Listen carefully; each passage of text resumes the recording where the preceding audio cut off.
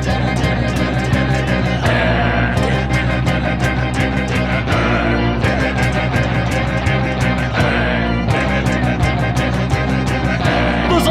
not a bat, he's a man who fights crime. And we're gonna watch him fight for a minute at a time. With John and Niall and a guest who doesn't rhyme. It's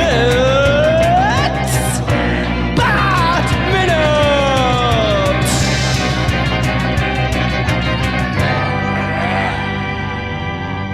Minute! Attention, citizens of Gotham. Welcome to Bat Minute of the Phantasm, the show that you ain't listening to by no coinky-dink, I hope, unless someone else in the room's playing it and you're forced to listen to us. In that case, screw you.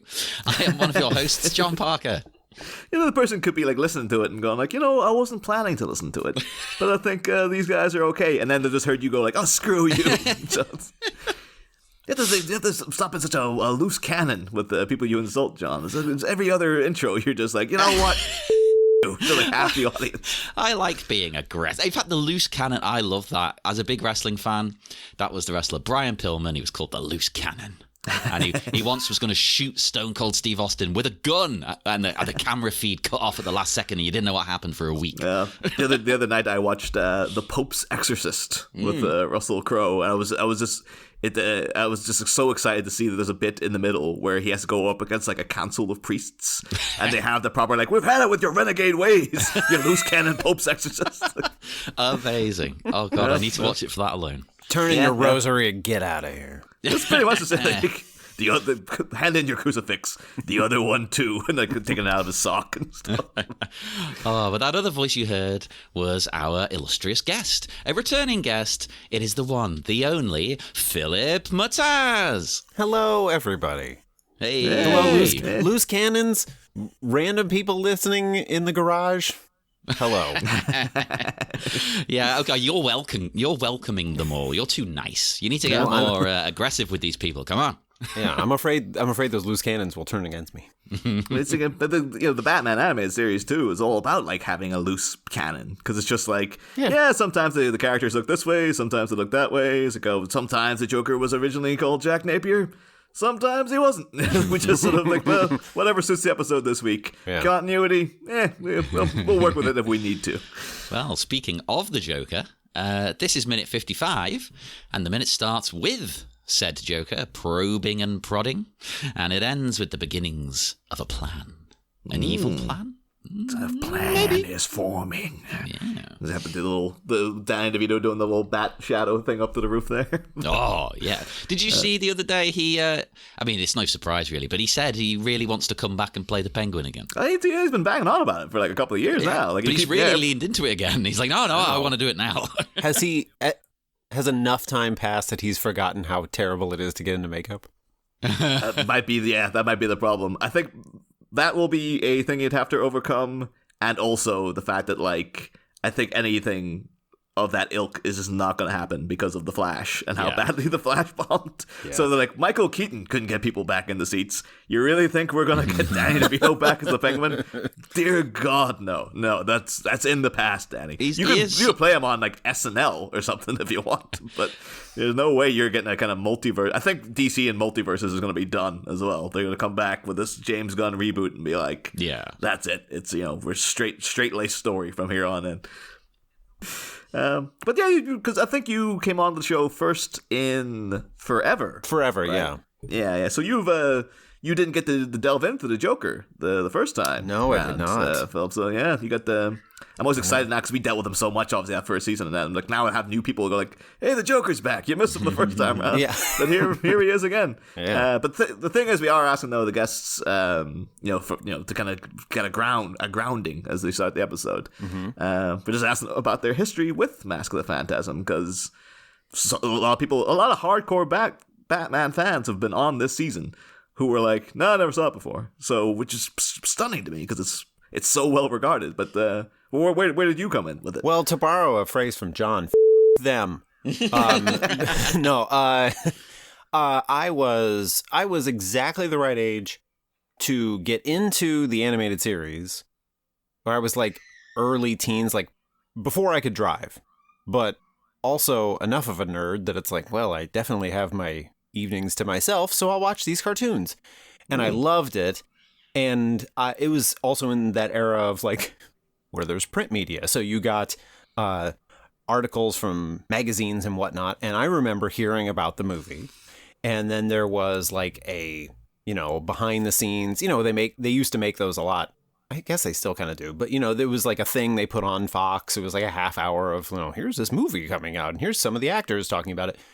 And I remember looking it up I grew up in the middle of the United States in Illinois, and I got the Peoria Journal-Star, which we rarely got because that was like the quote unquote big city newspaper. Oh. But so the movie Mask of the Phantasm was not playing in my hometown, but about an hour away it was. And so I convinced a friend to go, and we did. So I was also one of those few, and he and Tim and I were some of the few people, even in that theater, but in existence, seeing it actually in the theater. Amazing. Yeah, so we managed to get, I think you're the third now who saw it in theater. Because we thought there was going to be... There are dozens of us. Yeah. There's going to be like a Phantasm-esque killer going around taking out all the people who saw Mask of the Phantasm. It won't take that long. Really? Yeah, it's done in one weekend, really. Yeah. It's just, we're making ourselves very available for it, too. We're like, it's just like the movie. Yeah. One of the things is, allegedly that, because it opened, obviously, in the Christmas day of 93. And then Mark Hamill himself has famously said, he took his family out to see it Christmas Day. And, so I guess he, forced all the kids to come out as well or whatever. You will watch it. It's funny you mention that because I even remember this was in the dawn of Conan O'Brien being on late night, and he had Mark Hamill on as a guest promoting the movie. Oh, wow. Yeah, it's worth looking up because it's very funny and they have a lot of fun together. But yeah, I was like, oh my God, yes, I'm so up for this. This is exactly what I wanted from everything. Awesome. I was as plugged in as I could be to this world. I was trying. I don't know the end of Hamill's story is though. It's again now. It's we can all laugh about it now, but I guess maybe for him back in '93, it was a bit of oh, come on. And then to be right, I'm the Joker in the Batman movie that's out currently, goes to theaters, takes his family out to see it, and nobody's there. Yeah. And then he's sitting, and he says a smattering of people came in. And then after a while, he was just psst, psst, hey, it's me, Mark Hamill. And they're like, holy crap, it's Mark Hamill. He's like, come on and sit with us. And so these random people landed in. I was kind of hoping it was going to be you and Tim. Man, if only. Mark Hamill was there with his miserable-looking kids who were like, I don't want to watch a stupid Batman movie. That's so nice. Everything I hear about him, he seems like the coolest guy. He seems like a genuinely wonderful man. Yeah. But just imagine, I wonder who those people are, though. If he ever kept in touch with them. Could we have got them on? They were like, oh, yeah, we were the people. Who randomly... And it turns out they're a couple of horny teenagers. We just ducked in. We just wanted to, freaking shag in the back row. We wanted the emptiest movie we could find. Yeah. Freaking Luke Skywalker was there telling us to sit next to... nudging us, telling us about, oh, I came up with the voice by watching Yellow Submarine. And all that. I'm sure those people are listening to this show right now, so get in touch. Yeah, absolutely. I'm always fascinated by, this is tiny tangent, but when that Get Back, the 3-part Peter Jackson Beatles thing came out, somebody's mom finally was like, hey, that's me, on the rooftop across the street from the Beatles. And I'm like, yeah, every time I watch a major concert movie, I'm like, why don't I hear from these people all the time and be like, that's me? Yeah, so I'm very surprised that, unless they are the horny teenager scenario, I'm very surprised that somebody hasn't been like... And that turned me into the biggest Mark Hamill / Batman animated series fan that's ever been, because we lucked into this incredible thing. And we're like, no, I just keep it to myself and I sell insurance, I guess. Or it'd be the complete opposite. And they're like, oh my God, that Mark Hamill, he doesn't shut up. I'm trying to watch the movie. Still sends Christmas cards every year. I don't really get it. Yeah. Unless they were just some weirdo with his family made us sit with him. Didn't know who he was. He kept talking about Luke something. I don't know who that is. Yeah, he was really into Star Wars. So I think, this might have been the era of Mark Hamill with the mustache. So it might have been genuinely don't know who this man is. Incognito. Yeah, Mark Hamill, well, I think because I just picture him as Luke Skywalker, he doesn't seem like a man who can grow a mustache. So he looks like he's very fair. You know, Well, he's bearded in Last Jedi, right? I know, but I and- just I but think yeah, in my your mind it's lasting like it's image- fake, even though I know it's Right. not fake. I know he has one, Right. Yeah. but I'm like, no, they stuck that on. Oh, he suits a beard though. Like when he came out as old man, Luke was like, "Oh no, that's a good look. You should keep No, that it for is. the rest of the time." I think he is. I think he knows that it's a good look as well. Yes. Because he's like, "This is me now until I'm dead," basically. Well, also, no shame, but he's a bit larger, as we all are, as we age. So it kind of helps frame your face quite well, I think. Yeah, it's dignified. But yeah, within the minute though, we do get the Joker puts on a performance of his own here, where Boy, does he. yeah, because he has this, maybe even gulp, sob, me too, and like the idea that someone could be coming to kill him, and really put it on this like, oh my god, can you believe it? The woe is me. And I love the way that they've animated Arthur Reeves, that he looks like he's genuinely sympathetic to it as well. He's like, oh, don't be worried. No, like he's got to kind of like, oh, this guy's he's really freaked out about the Phantasm coming for him. Like, Yeah. I guess it's either he's genuinely sympathetic to the Joker, or he is just like, what the hell is this happening in front of me? Because I imagine that's got to be the reaction of most times when you see the Joker. Is just like, what? I remember, and all I'm going to do is quote like magazine articles, but I remember reading or hearing some interview with Paul Dini, the writer, par excellence on this series, once said that he heard that's like about people encountering a tiger in the jungle, just like in the wild, that when people do that, they lose control of their faculties. They just crap them. They literally crap themselves. They just have seen, they know how their death is coming. And that he approached most scenes with people encountering the Joker the same way. It's just like, I have to be on 110% alert at all times. So maybe in a way, I mean, Arthur's a little dismissive of him earlier, but he also isn't so stupid to like take his eye off him. Yeah. It is weird. It's just an insane scenario to be in. Like he just waltzed in here and started like giving this soliloquy of sorts. I love everything he says as well, like because he's musing on who could be doing this. They want the gang out of the way, presumably these two next, and it's then his fake terror at realizing his name is on the list, quite possibly. It's amazing. Obviously he is genuinely concerned, but he has to make a joke out of it. It's his thing. It's my thing. My favorite. I have a bunch of favorites, but my absolute favorite thing, and I was so glad it was in this minute, it's right at the beginning. The end of the previous minute where Arthur says, you think it's someone else, and he does that little tilt, and then the Joker matches him going, yeah. And it's a beautiful, like, the drawing, the animation of the Joker for me, especially in the first run of the series, was honestly a little up and down, because sometimes it was great and other times it was sort of like, eh. Yeah, and it's I remember if you listen to like the episode commentaries. Yeah. Like the amount, I remember particularly in the Harley and Ivy episode, like Bruce Timm and is just sitting there going like, "Oh my god, he's so off model. Oh my god, what were they thinking?" Like, it's true. He doesn't look like the way he's supposed to look, and he's just going. It happens in this minute. In the 60 seconds, he goes from absolutely gorgeous to just like, like the gulp sob Me Too part in particular. And I wondered sometimes if it's like, for me, I always had a problem that like his orange shirt just looks like an orange blob instead of like a vest or something. And it's weird, because he doesn't have a collar. It looks like he's wearing like an orange jumper that he's pinned like a bow tie to. Right.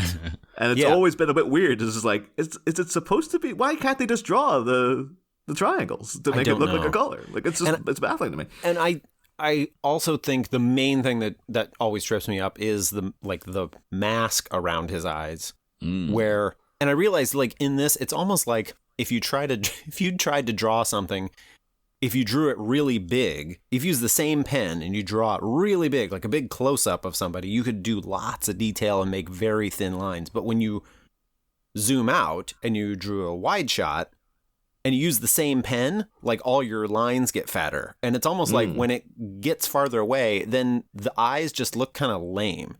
But in that early part, especially with the when he does the head tilt, I'm like, that's perfect. That is absolutely it. I think sometimes that Bruce Timm's like big on, he has a good reason to be. It was like, oh, it's so off model and stuff. I think that's part of what motivated their redesigns and those types of things. Which, by the way, I was like mostly okay. I'm kind of okay with the eyeless Joker too, just as like an abstract thing. I'm fine with it. I know I'm here for shooting shots all over the place, but I was kind of like, yeah, he's like a monster. But I think it's. I've seen some people do an edit where they've just literally put the red lips on that Joker, and it's like, oh, actually, no, he looks way better. Now that red lips would have helped. I think red lips was the main thing missing. Yeah, how can you have a Joker without red lips? Come on. It's a weird choice. But I wonder, even going back to what you just said, Niall, about like not drawing the collar or triangles or something.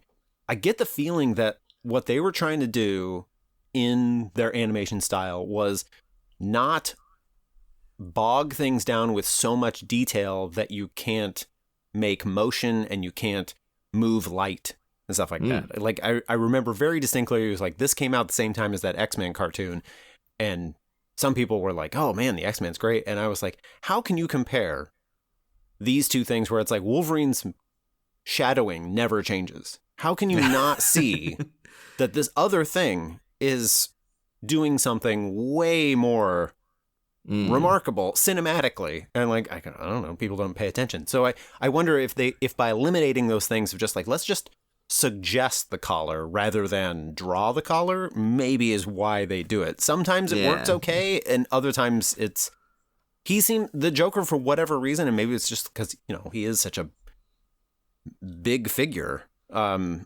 literally and performance wise, he's something about him like is a 50-50 shot sometimes on the show. I think they best, and I think they purposely also tried to get him the most right in that in the Batman Beyond movie, The Return of the Joker. Yeah. Where like eyes are back, red lips are back. He's a little more streamlined, and he's got like a couple points on his tuxedo. I'm like, okay, this is Joker Prime. This is the one that looks fantastic. Although then they have in the flashback he does, but then the Joker in the future. Oh yeah, I never liked, because it's like his hair is too flat. That? No, I didn't like that. I didn't like his outfit, and I don't like the flat. Like, he just has slicked back hair. He doesn't have. It's not sticking up in any way.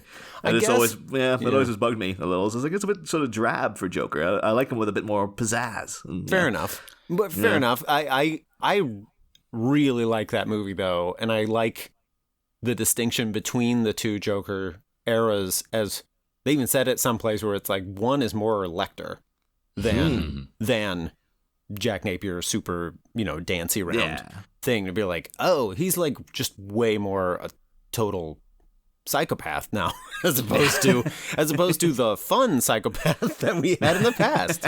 I would like it. I mean, obviously this is kind of covered by Two-Face, but I would like it if the Joker would flip between those two personalities, like it was almost like two people within him. If there was no Two-Face, I think that would be great. That'd be so cool if he could be fun and happy, but then like Hannibal Lecter kind of. Yeah.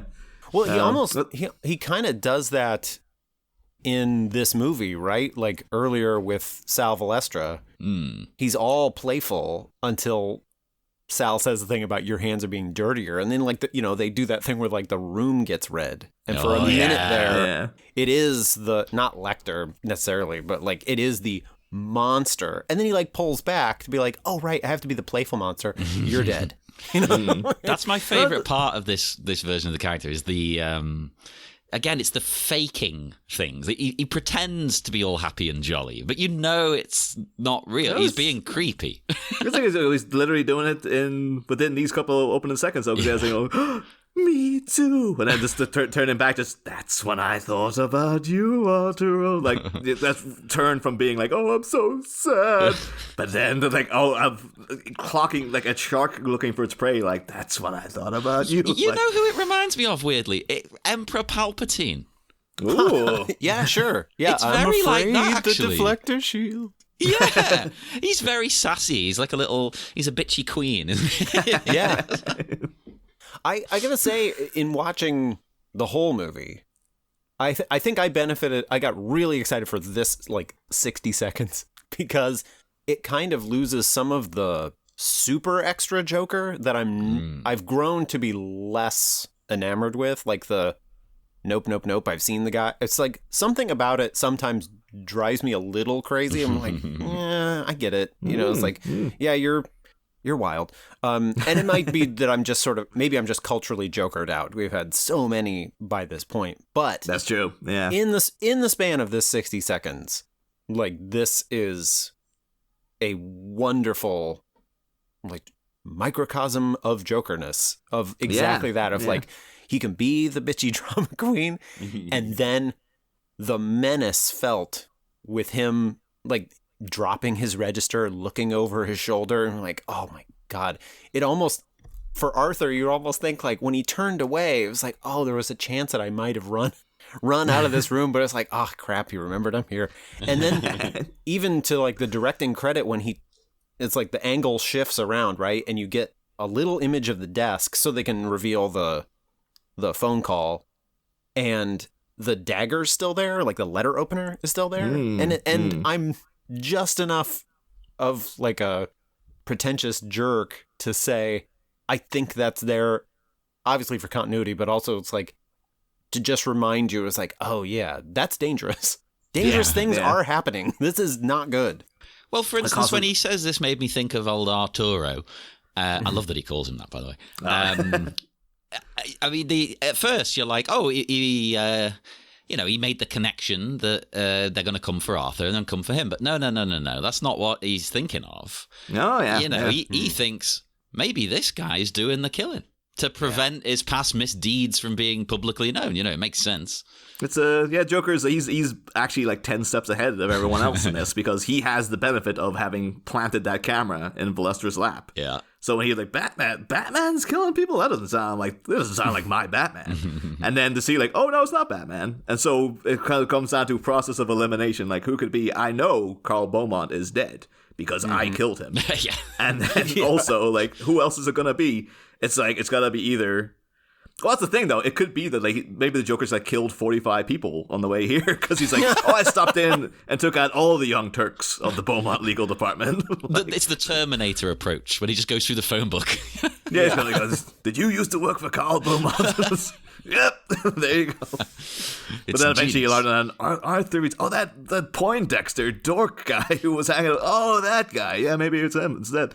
But yeah, he's just been out there literally all day. His like spats are soaked in blood. He's like, I've had to kill so many people just to make sure. On the other hand, I don't entirely dislike this Terminator angle. But on the other hand, it's interesting to think that obviously the Joker's known this for a while, and he's watched Arthur Reeves climb the ladder, and the whole time just thinking like, I know who you are for real. Like, I know how you got where you are. So we know that Sal Valestra, they're very respectful of the Joker and his identity transformation, because like I guess they would in the show like it is mentioned that he was previously Jack Napier, like that was, there's no like, oh, who could he be kind of thing. In the script it is like they call him the tall man, they don't call him Jack Napier, but like but when he shows up to Valestra's like, oh, how's it going, Joker? Like he calls him Joker instead of Jack, and it just seems to be like, oh, he's just accepted. Like, yeah, that guy who used to work for me, he's become the Joker now. We call him the Joker. Yeah, no doubt. Unless Lester's also like, I didn't learn his name the first time around. I just know it's some. It's like, hey, you, like long time no see, right? Buddy. But also too that does Arthur also know that like, yeah, that guy who used to be the henchman for the mobster my old boss worked for, that's that guy I see in the news all the time now?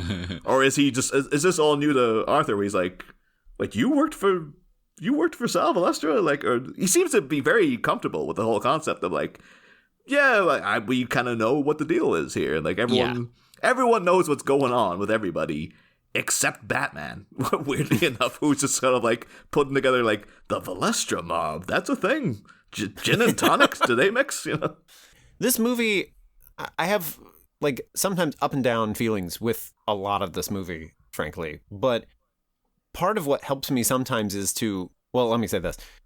In the ending, I've never been like real great with the ending because, like we said, it was like Batman's sort of the last one to figure it out. Also, the movie kind of tells us what happened like 3 times before it really tells us, and I'm kind of like, that's not usually how mysteries work. And then it just like ends in a big explosion that eventually Andrea comes back and then I guess kills the Joker. And so to that point, part of what I do for myself is almost say like this is sort of Elseworlds to the series, which wasn't that big on continuity anyway, but like I think it works better for the movie if Andrea actually does kill the Joker instead of, you know, like I guess just disappear and then go her way and then eventually he comes back and you're like, so are we happy about this? Are we sad? Like what happened? So I think for the purposes of this movie, it's a lot of mental gymnastics, but this all goes back to like that origin thing to be like, yeah, I mean, for these 90 minutes or even less, like this is what happened. You know, it was like he was a low end mobster that some people knew, and then he became this other thing, and I guess the legend of these other stories happened, and then here we are. So it's I think there's a whole like even with and talking about like the Joker's identity and stuff as well. Like I know it was the major thing that happened since we recorded our last season about the Joker, like 89. They had Jeff Johns brought out The Three Jokers, which was a big comic book event. And everybody ended up hating it. and there's a lot of it I actually thought was like, oh, it's all pretty good to me. You've just reminded me I've got that. And I don't remember it. The big thing at the end that was the I think shook a lot of people up was that it establishes that Batman does know who the Joker is and has known the entire time. Like it's going into that, he's a mystery, and now there's 3 Jokers. What's going on? All this kind of stuff. And at the end, they rewrite things that, you know, in The Killing Joke, it was that he was a, you know, low-level, you know, comedian, ended up working for the mob, and he was like in this happy relationship with his wife, and then she died, and then he got put into the Red Hood gear and kind of thrown out into the chemical plant, and then he became the Joker, and all the misfortune in a very Arthur Fleck way. I don't mind that. Too much info for me, but it's okay. Well, that was the classic reading of it for so many years, but it was nameless guy. And then at the end of The Three Jokers, it's revealed that he was actually a horrifically abusive husband. His wife wanted to get away from him. The police helped her. She didn't die. She's out there somewhere with his kid. And it was all a cover-up. And also, like, the week after the Joker first showed up, Batman tracked down who he was and has known who he is ever since. And it's just been like, it's not important who he is. It's just like, he's the Joker, but of course, I'm Batman. Of course I knew his identity. Which I don't like because it is just like, well, it's much more of an appealing thing where he's just like, it's a force of nature that came out of nowhere. Like it's just the Joker is kind of thing. Well, that's why, you know, as much as we make fun of Christopher Nolan, that's why The Dark Knight, that Joker, it's great. Like you don't know who he is. He gives you tales and they're all made up. Right. Yeah. And you took the words out of my mouth, John. That's what I was going to say. I'm glad you're the one who brought it up too. It's like I think in a way, it's like comic books. You know, they will always have this problem because they can't be less is more. They're always, you know, putting out issues. They always have to do something. So I think the temptation there is to explain those things, and there's a temptation on the audience part to be like, oh, I want the explanation. But with this character in particular, it really benefits you to not know those things because then you're even less steady than before. It's like, I don't know where this guy came from. I don't know how he got in this building. I don't know how, like, I can't predict anything. Yeah, and that's a lot of stuff, even with, to that point, like, when the secretary buzzes in, it's just like, Arthur's secretary is still outside, so how did the Joker get in here? Like, and how did he get... her alone? Yeah, apparently he left her alone. I'm assuming she's literally right outside the door. I think we were surmising in the last week that room you think he walked in from was actually the bathroom. So he might have just been sitting in Martha's bathroom waiting. But even then, how did he get there? Did he have to does he have to literally been sneaking around and been like, tiptoeing from literally the world of tomorrow, had to tiptoe all the way? Because he's not like in the Flesh Joker makeup of Jack Nicholson or anything. Unless there's a thunderstorm and it all washed off or something. It's just, he's just had to, like, he somehow has got there, and he got past the secretary and didn't bother her unless he had to, like, I'm assuming he came up with a distraction or something, but then... Yeah, and I think he probably didn't do anything by the, like, I'm going to play Roger Rabbit rules where, like, he'll only kill somebody if it's funny, you know? Like, it doesn't benefit him, really, to, like, have done something with the secretary. Maybe he, like, you know, did just barge in, snuck by, who knows? But it's all those little things that was like, oh, yeah, by omitting those things, they're going for like that awesome shot a minute or two earlier with him in the doorway. It was like, yeah, that's way better than, and then the Joker walks in. You know, it's like, no. That's not how nightmares work. Nightmares work that they just show up. They just are there, and that's what he is. Well, it was a bit of Scott Snyder's, I thought it might have been at the end of Endgame or something, but there's a scene where the Joker's locked up and he's in Arkham, and Bruce Wayne is like there on a tour, and he goes into the cell just to be like, look, masks off, like, you know, like, I want, you know, have an interaction with you here now as mano a mano.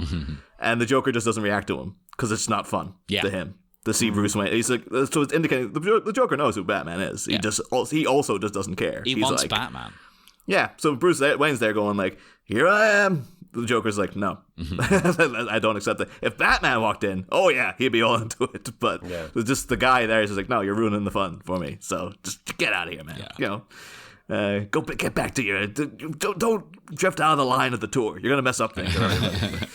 But one thing I want to put this in here, and I mentioned this actually last week off mic to guest then Kiri Callaghan, because she's like yourself, Philip. She's a novelist.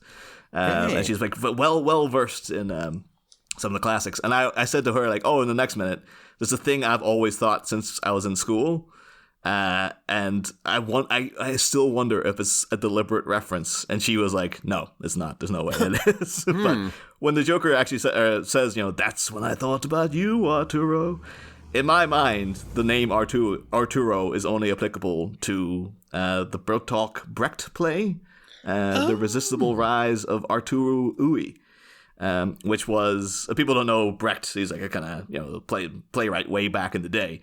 Very deconstructionist.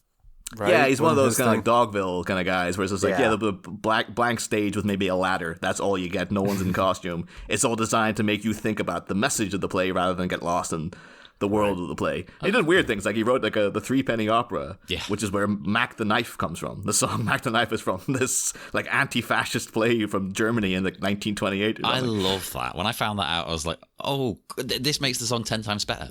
Yeah. But the Resistible Rise of Arturo Ui is about a corrupt politician rising to the top of the ranks. So he takes over. He's supposed to be a mobster. But like it's it's all about Hitler basically. It's the Resistible Rise of Adolf Hitler, where he's he's a mobster in the play, but he's also a politician. And Arturo is a bit like Adolf, And he worms his way up to the top of political office. But despite being a mobster, he then works his way up to the top of the cauliflower trade, because it's supposed to be like it's a comedy basically as well. But then knowing that these guys are all pretty well versed in stuff, it could be that he did also refer to Salvador as Salvatore, and that's just he likes speaking in a very fancy way. So calling Arthur Reeves Arturo could be him just fancying it up a little bit. But I like to think that because Arthur Reeves is a corrupt nobody who wormed his way up to the top of the political power tower, much like Arturo Ui was a low-level mobster who worked his way up to the top of the political office in that play. That's amazing. I'm hoping that it's a deliberate reference. As Kiri said, she was like, no, I don't see that. Like, I like it as an idea, but I don't see it. I think that's right. I'm with you. You can't refute it. I mean, there's a lot of evidence. There also seems to be a lot of evidence that, like you said, the Joker just likes to make up nicknames for his victims. So I personally did not put that together, but I'm like what you're saying, and I'd like to subscribe to your newsletter. Well, that's the thing. Even if the Joker, I get what you're going for. Even if the Joker's not doing it for that reason, the writers, I think, are. I think they've put that in deliberately. Yeah, I mean, it worked for me, like, as a teenager, seeing it and been like, oh, I wonder if that's a reference to this thing I'm helping to study in school at the same time. So it also fascinates me as a amateur historian because, I mean, Adolf Hitler was considered essentially a mobster. yeah, Not in the same way, like it was a gangster, a thug, a ruffian, you know, because when they started out, they were on the fringes of politics and things like that, and you know, they tried to overthrow the government with like next to nobody, so they all just got arrested. yeah. That's where he went to jail and wrote his unfortunate book, which then inspired people for some reason. I also should say too, this is going to be an awkward note because it refers to something that we say because we've recorded the next minute already. Oh, okay. But in that, because I was thinking about Mac the Knife there, and like, oh, that was recorded by Frank Sinatra, who was in Guys and Dolls, and then I remembered, oh, Mark Hamill was in that Simpsons episode. Oh, yeah. Guys where he and was dolls. Just a bunch of crazy guys and dolls. But I said, I was electric as Nathan Detroit. But Frank Sinatra's in Guys and Dolls. In the next minute, we will make jokes about whether Mark Hamill can sing or not, because he was in a musical on Broadway. Okay. And thinking from that episode of The Simpsons, we didn't mention it then. I'm mentioning it now in advance. Yep. So if anyone's going to type in, well, about that episode of The Simpsons, I'm covering our ground now. Settle But down. also, the indication in that episode is that he cannot sing for either. Hey, come on! I think he sounds better than me. When I sing, I'm like, oh. And do it for Chewie and the Ewoks. Yeah. And all the other puppets. It's great. I want to see him genuinely doing it. This barely connects, but that's one of those like Simpson lines that lodge in my brain that I use in my day-to-day life that nobody gets. It was like, something or other will happen, and it's usually with my son, but something or other will happen, and I'll say, what did you think of me? Oh, I love a really obscure reference. That's brilliant. It barely connects even in my regular life, but that doesn't stop me from saying it. I think this is why 99% of my conversations with people are just confusing for the other party. Because almost everything I say is a line like that. And they're just like, what are you talking about? In college, my roommates and I used to watch it all the time. And we would, one of my roommates said, is like, I think 90% of the words out of my mouth are from this show. Yeah. And then I bet right now, this is real like on the couch psychotherapy, but I bet like out of college when I was in with the real world, a lot of the struggle was like, oh, I have to like learn to talk to humans who don't just know these phrases. That if I say yes like that means something, that you don't, like getting over the fact that it was like, oh yeah, your jokes that you're stealing aren't working in this real world. Oh, we feel your pain. That's our entire thing, That's what we do on this show. Most of what we say is Simpsons lines. You can't help it. That episode, though, it's interesting in now coming at it from like a post Mark Hamill being famous as a voice actor guy, because obviously he's just doing his own voice in it. But then, if you remember the episode, there's another character that is clearly voiced by Mark Hamill, but he's putting on one of his voices. So I think at the time people wouldn't have guessed it, but like. I guess maybe he had a thing of like, I really want to be in it, but also can I voice like a character as well? Because this is my career now. I'm doing Hobgoblin, I'm doing Spider-Man, I'm doing this guy over here. Have you seen or have you talked about the episode of like Justice League Action where Mark Hamill, the actor, is kidnapped by both the Joker, played by Mark Hamill, and the Trickster, the Flash villain, also voiced by Mark Hamill? Have you talked about that? I don't think we talked about that. I don't think we haven't talked about we talked about last week about Mark Hamill playing the Trickster in Justice League, and they drew him to look like Mark Hamill, right? which is even weirder. It's worth looking out. It's worth looking up because the way that Mark Hamill, the character in the little clip, gets out of it is he starts doing the other characters' voices and tells them, insults them and stuff, and they're like, oh, why do you say that to me? And they're like, it's very knowing, but a lot of fun to see him just just go ahead and be these three people. I love that about Mark Hamill. Like, he genuinely seems to be into what he's doing. He's not just doing it for a pay. I mean, obviously, I'm sure he enjoys the pay. But like, The Last Jedi, you find out, he personally requested to be one of the aliens at the casino. Yeah. He was like, no, I want to do that as well. Like, let me do that, please. I've always wanted to do that.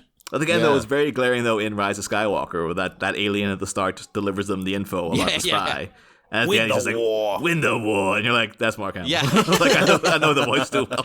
But again, he's so excited that he's got that. Oh, I want to be an alien again. Come on, let me. Oh, totally. Yeah. As I said, like, I think we said it might have been, I think it might also be in the next episode. But like him on The Muppet Show in 79 is just like the most excited person has ever been on The Muppets. It's He's great. so into it.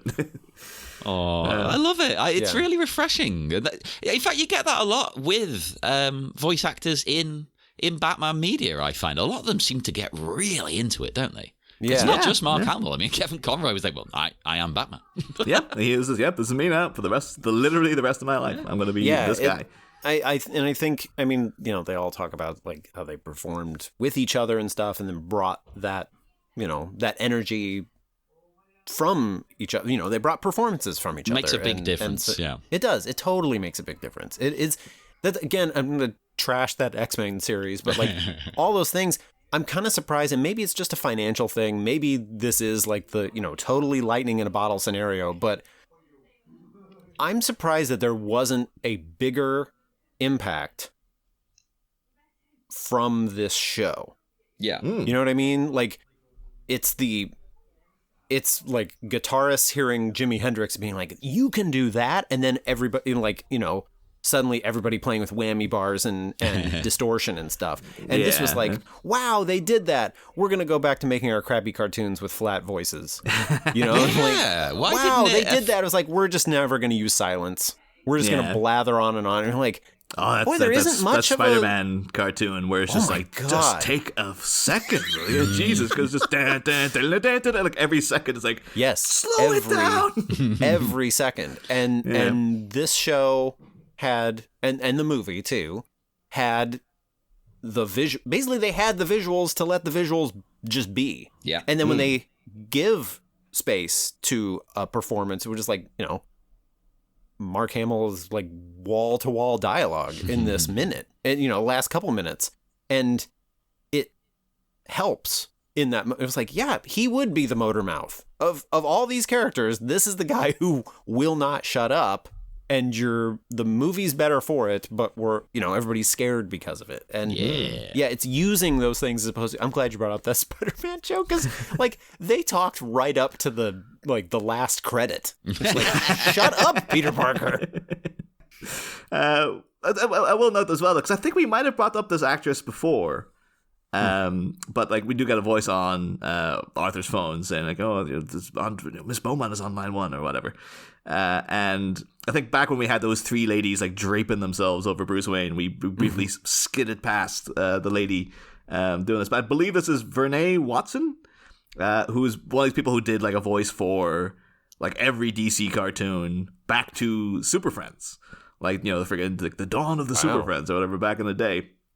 But there's a couple of things she's in that I just noted where she's in What's Happening, which is a sitcom I'm not familiar with. I only know the name of it, but it has, you know, as you know, the much ballyhooed, soon to be incoming podcast, I do declare, where we talk about you know, films and media with an exclamation point in the title. This has got 2 exclamation points in the title. What's happening? 2's weird. Like 1 or 3. 2? No. And my beef with it is like, that's all well and good. Where's the question mark? Yep. Like, what's happening is a question. It's an exclamation. You can exclaim it as well. But also, like, are you just saying that the concept of what is currently now happening? Or are you asking what's happening? And why didn't you put the question mark in there, for God's sake? Yeah, you can have an exclamation as long as the question's there as well. Yeah, it's like a weird, bad deconstruction of that Abbott and Costello routine. She's also in the original The Boy in the Plastic Bubble, which was, you know, the John Travolta thingamajig. But I've never seen. I saw the Jake Gyllenhaal comedic remake they did in the early 2000s, which is a piece of media that's just like completely forgotten. But it was on steady when we first got Sky TV, so I know the Jake Gyllenhaal Boy in the Plastic Bubble like the back of my hand. But also, and she's also in Captain Caveman and the Teen Angels, which brought up earlier this season as well. Wait a minute, Captain Caveman and the Teen Angels was the show? Yeah. I only remember Captain Caveman. Who are the? Never mind. I'll look Maybe it up later. there I might have a lot also, of questions about that. There might also have been like a Captain Caveman solo show, but at some point, I guess Hanna-Barbera are like Teen Angels, which is just the Teenage Charlie's Angels, but different characters. They're just teenagers who are also teenagers also working for Charlie, which is like, why are they so young, Charlie? Why do you need Or Angels? like What's Charlie was Captain Caveman, like it was Charlie Caveman. I don't know. Or was it one of those? Because if you remember, we're all roughly similar-ish ages, I think, maybe. Think so. When we were young, a lot of cartoons they'd be like a double bill. Because I remember I would watch Garfield, and there was Garfield, and then immediately, but part of the same show, was a different cartoon where it was like you're on a right. farm. It was like 15-minute blocks almost. Yeah. Right? Or even an hour, but yeah, they grouped them together. What's up? Yeah, Orson Pig. I remember that Yeah. was always the thing. The folks, and years later, been like, is he called Orson Pig in reference to Orson Welles because Orson Welles is a big fat guy? I think it is. I think it's an insulting Kids thing. will love it. Kids know Orson Welles, right? Yeah. There's one thing I know about kids is that they love Orson Welles. That's a couple of things about Andrea phoning is like, this lady loves talking on the phone on the movie. Yeah. Like, we'll know that God, throughout. I hate the phone. What are you doing, Andrea? Come on. Yes, when she had a car phone, like, as soon as she was like, oh, Bruce, you want to meet my dad? Oh, I could meet him. Okay, I'll go phone him right now. I had to phone him on the car phone. Straight away, she was phoning Arthur on the plane. This is now if it's a comedy rule of 3, I guess this is the third payoff where we That know last apparently scene on there's the boat. That last scene on the boat should have had that guy stumbling out there as like, phone call for you, madam. And Yes. Or should it be like it's always in the most inconvenient places? So it needs to be like a boat phone, or that bit where she's getting like sucked into the big giant fan near the end. Like she takes her she's phone calling out of her for help. boot. Yeah, it's like 911. It could always cause an accident, like that guy in Father Ted. That's a really obscure reference for only British and Irish people. Father Larry Duff, always a great laugh. Yeah. I think in that moment too, that's officially, but I think that's where Joker really puts it together, right? It like even the laugh when he says like, he says Beaumont, not the babe, and then he does a little giggle when he answers the phone, and it's like he knows now. He knows. Oh yeah, I love again though, just the performance of like, no, Beaumont's not the babe, and then like looking at Arthur like, oh, you devil, like knowing like, oh, you're clearly putting the moves on her. But I again though, in my headcanon, Andrea's totally putting the moves on Arthur in that she is planning to kill him also, knowing that he's involved.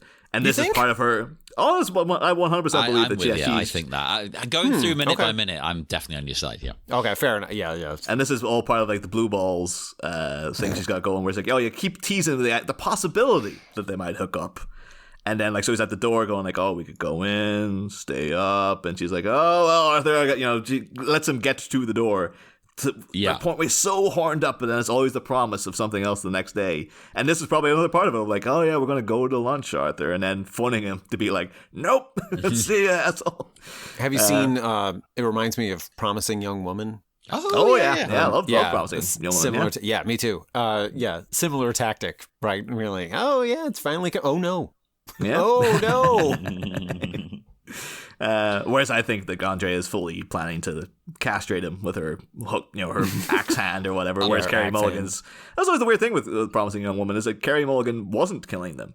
It's implied at the start where she has like, it looks like blood running down her leg, but it actually turns out to be ketchup from a hot dog she's eating. And it seems to be like her whole thing is to just terrorize them into being like, I know that I can get to you, but I'm not actually doing anything. Which I know some people really hated Promising Young Woman because they were like, just give us the friggin' payoff of seeing her kill these guys and stuff. No, but that's been done. Again, like that's I Spit on Your Grave. Like that's just like, well, we have revenge, rape revenge films. It was a whole genre. This one's trying to do something a little bit more with the concept rather than I liked it. I'm thinking I thought I liked the choice, even though it's not rape revenge. I couldn't help but think of Hard Candy when you said castrate. Oh, totally.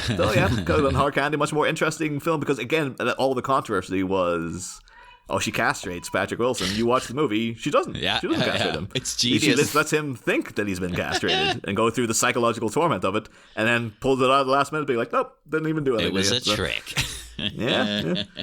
Great movie. I think hard candy's fallen through the we might bring that up and people would know it was such a big thing at the time, but no one ever talks about hard candy. No, anymore. same. Anytime I bring it up, nobody knows what I'm talking about. If you haven't seen Hard Candy, do watch it. It's a great movie. Then Ellen Page, now Elliot, of course. An amazing performance. Absolutely fantastic. Are they the lead in Hard Candy? Yeah, they are the I don't know, the titular hard candy. The titular Hard Candy. But yeah, it was also directed by David Slade, who went on to work on Hannibal. Yeah. And if you look at Hard Candy and you look at Hannibal, you can see the visuals like, oh yeah, it's the same guy. Absolutely, yeah. There's a through line right there. You can feel it. Yeah. But one thing, a final note just about Andrea's phone call. Again, it's established from that guy worrying about the thunderstorm outside. There's a storm coming. We see in the next minute it's going to start thunder and lightning outside. And yet she's in her convertible in a busy city intersection with the top down, gabbing it up with Arthur. She's a carefree cosmopolitan phone using woman. She doesn't care about the weather. She's getting pretty good sound though, I have to say. I think it would be more because my brother, he phones me on his phone, his car phone. Well, not his car phone, it's his mobile. I was going to say a car phone. What era are we in? Car phone. But he puts his his smartphone up on a little thing, and I hate it. It's awful. It always sounds like trash. Yeah, you can never hear what anybody's saying. No. So he phones. He's like, and so this should be just like. It's like, Arthur, Andre. He's like, what? Him and the Joker been like, did you get that? No, what did she say? Although you saying there's a storm coming. Yeah, I heard it too. I could only think of Terminator. Yeah, he said there's a storm coming. Like, I know. Of course, my pet hates term. There's a storm coming. Yeah, but Terminator, I don't want to say did it first, but when Terminator did it, it wasn't too cliche. Oh no! Well, they that should have been just the end of it. Terminator did it. Yeah, that's the end of. There's a storm coming. Never use that again. Just too good. And then a whole weird fraction of the world latched onto it, and now it means something completely different, sort of. Well, it signifies something different about those people. Yes, let me say that. Yes. And again, too, good guy Joker. He's not a rampant sexist or anything, because as soon as he fully suspects Arthur Reeves is the Phantasm, but as soon as he hears that it's Andrea Beaumont, he's like, in his head, that's who it is. Yeah, he's clicked. I don't know if he's 100%, but this is all evidence for what he's doing. He knows now whether it's him or not. Arthur's connected, and if it's not him, it's probably her. He's got him. Yeah. You could say if you wanted to make it be maybe he's just covering all his bases, so he's like, okay, in case it is Arthur, as you said, there's a little implication at the start at the end of Last Minute where Arthur has that very inflected, you're saying it's someone else, and the Joker kind of leaning in and like, yeah, as if they're both like, I know it's you, asshole. But he might be now okay, so I'll kill this guy, and then I'll go and take care of the Phantasm. The Terminator approach, take them all out. Yeah, totally. And it has the fantastic, the beginning of the line, but just that well, what a coinky dink, talk about the old man and the spawn of his lords. Everything the Joker says in this, I just love so much. But just again, that little, it's so sinister, the actual. When we invited you on, Phil, said that there's an image from this minute that's been burned in your mind. It's that beginning part, yeah. Oh, it's the beginning. I assumed it was the Joker looming over Arthur Reeves, because this is one of the images of Mask of the Phantasm I always think of when he just grabs him and then he's just really leering in to his face. There's that. Yeah, it's bookended, right? So that one is part of it, and I think that was even on the VHS cover. Yeah, that part of him having him like that. But I think the one I really think of is his, the head tilt thing. Because it's it's a neat, weird to say, acting moment to be I'm mimicking you. And in Joker world, that means I've clocked you. And in Joker world, that means I've got you. And so he's just toying with this guy. It's very much, he is mocking him in that, because at that point he also believes Arthur Reeves is the Phantasm. Yeah. So him feigning innocence, you're saying it's someone else, been yeah, I do. As someone who wouldn't mind getting a few of our old pals. And to pre-connect it to things, it kind of reminds me in the opening scene of Dark Knight when one of the goons, we don't know it's the Joker yet, but one is Heath Ledger Joker and the other guy is the other one who says, like, I suppose the Joker told you to kill me. And he says, no, I'm going to kill the bus driver. And one of them does like a step to the left, and then the Joker does a step to the right. Like they just Let's do the move time warp again. Yeah, they do. Thank you. But it's that same technique where it's just like, oh, like mirroring is creepy. It's like there's something about it to be like, ugh, I don't like how engaged these two are. Yeah. And you don't want to be in any proximity to the Joker. And here you are in the same room with him, feet away, and he clearly is noticing your quirks and your moves and everything. And you're like, oh no, there's no escape. That's what's great about him. He's super intelligent. He's always watching. He's taking everything in. Yeah. But yeah, I guess we probably should wrap up because we're going like fine. Yeah, hour 14 to currently. Holy crap! Good luck editing. but also, Phil, this season we have been asking though because BTAS is such a seminal part of so many people of our ish generation. We are asking the guests what their other favorite animated shows were from back in the day. Yeah, I mine are probably not so obscure. It was like, obviously this was a major one, but when I was a kid, younger, I watched the hell out of Transformers and G.I. Joe, and just loved all those toys and played with all those toys all the time. But in an effort to be weird, I'm going to shout out one that I don't think you've had on the show, which is called Robotics. Oh, no. It's based on, so it's very weird, but there were toys, of course, because it was the 80s. And they were basically building toys. And you made like arms and legs and stuff and wheels. And then they had a battery-powered motor that could move. And I remember seeing the toys in the shop and thinking, it was like, oh man, it's awesome. And I might have got a set for Christmas.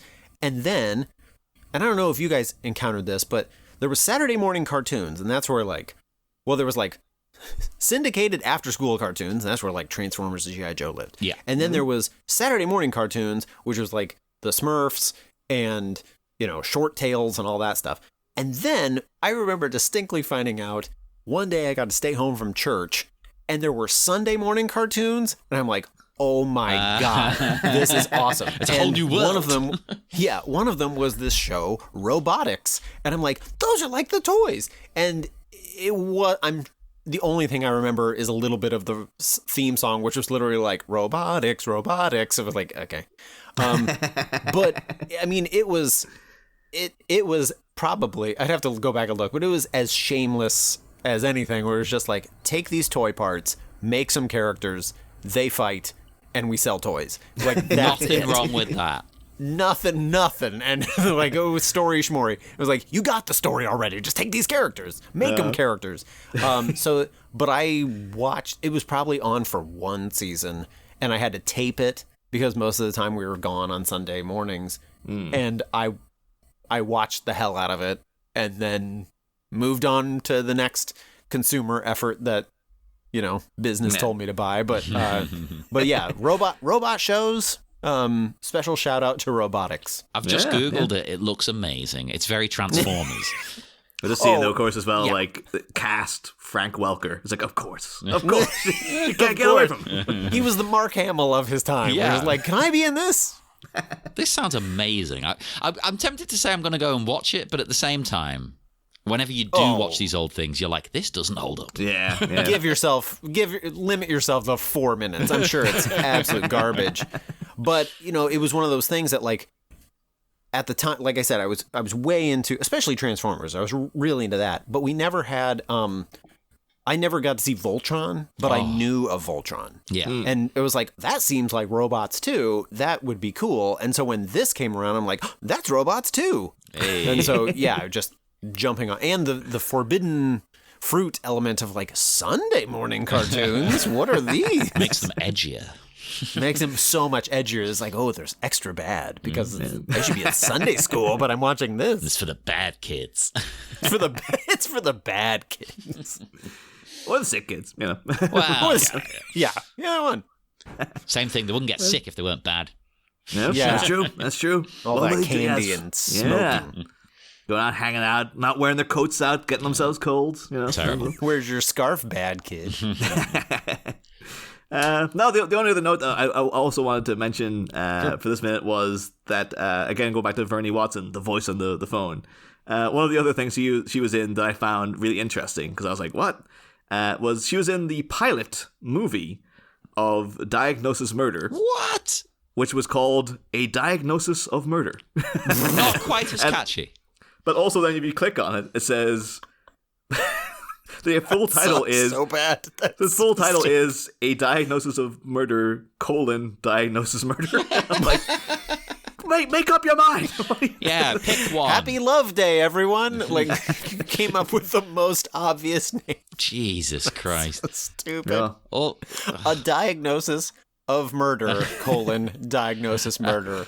Man, that's so self-parody. I always like the name Diagnosis Murder because I always read it as Diagnosis Murder. Yeah, I think that's what they're probably hoping for. I think it sounds dramatic, but yeah, A Diagnosis of Murder just makes it sound a little like it's too much of a you kind of have to amble over it too much to kind of get to the. That's the precursor to that Alfred, the story of Bruce Wayne's butler. Yeah, like, you're telling me so much information that you think I need, but it's like you don't need all this stuff. And a diagnosis of murder. Will they get it? One more phrase. Diagnosis. I don't really have another note, but when I hear the name Arturo, I just want to shout out to Arturo Vega of Suicide and the artist for the Ramones. That's true. R.I.P. Yeah. Press F. That's who they were referencing. That's they were what it is. Deep cut Ramones joke. I can't let an episode go without bringing up something punk related. So there you go. Yeah, good for you. And again, not to skip forward, but in the next episode, one of the outro has a thing about the Ramon Reeves or something wanting to be sedated. I remember working in a Ramones pond. There's also now, because I had notes on Hart Bachner that I'll save for another minute, but there's a reference in the outro to this episode now that might not make sense to people because it was supposed to be about a thing that was going to be talked about in the episode. But it doesn't matter. It doesn't matter. We'll move on past. Hey, we like to. I like that. Also, that outro keeps sounding like Arturo now to me. I can't hear it. That's when I thought about you, outro. Like every time I go to write one now, I'm going to have to do that. Yeah. Like leave the pad of paper on the desk and then like turn my back from it and then turn to face it again in a really dramatic fashion. You know, like normal people. But if we're all done, then we will head off into the dark night once again. Philip, would you like to tell people where they can find you online and promote anything you've got going on right now? Sure, anything I got going on. You can find me on Instagram or Twitter at Phillip Mottaz, PhillipMottaz. Just look it up. And I am a writer. I write mystery novels. I have a beginning series of psychic barber mysteries where my young heroine, she cuts hair by day and she has a secret psychic ability, and wouldn't you know it, keeps leading her to a diagnosis of murder. Oh my God. Hair diagnosis, hair murder. But you can look up those. The first two are out, starting with the murderous haircut of the mayor of Bel Air. And the third one, this would have been the reference to, John, the killer cuts of the guitar-playing gutter punk will be out sometime in 2024. Amazing. So there you go. There's another punk thing. The more punk, the better. Yeah. So check all of those out, everybody. And as usual, speak to us on Facebook at the Bat Minute Listeners Cave, Twitter at Bat Minute, Instagram, The Bat Minute, and we're on Threads. Which is it's got to be the same as Instagram because it's the same account. So The Bat Minute again. And the thing is, though, the way things are going, I don't know if Threads is still going to be a thing. I think it will. It's pretty funny how everybody seems so tired when we're saying it's like, Mastodon, I guess. We're doing this. I made us a Mastodon and never used it. No. But Threads at least is sensible. Threads is just Twitter. Mastodon designed to go extinct for the name like that. What the hell were they thinking? Mastodon's very confusing, whereas Threads is just Twitter without, so far, any of the problems of Twitter. So, it's quite good. It's quite nice. Check all that out and go to Sleepy Charlie Media, our network, on TeePublic and on Patreon, so you can get merch and bonus stuff, whatever you want. It's all over the place. And we will be back next time with minute 56 of Bat Minute of the Phantasm. I want to be sedated.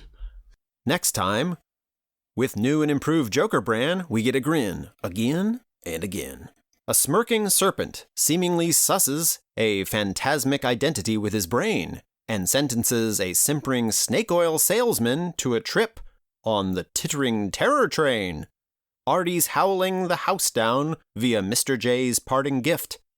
But can a skilled physician stop the councilman's sides from being split? We're truly laugh a minute on Wednesday, folks. Same Bat Pod, different Bat Minute. I must have dop, die Feta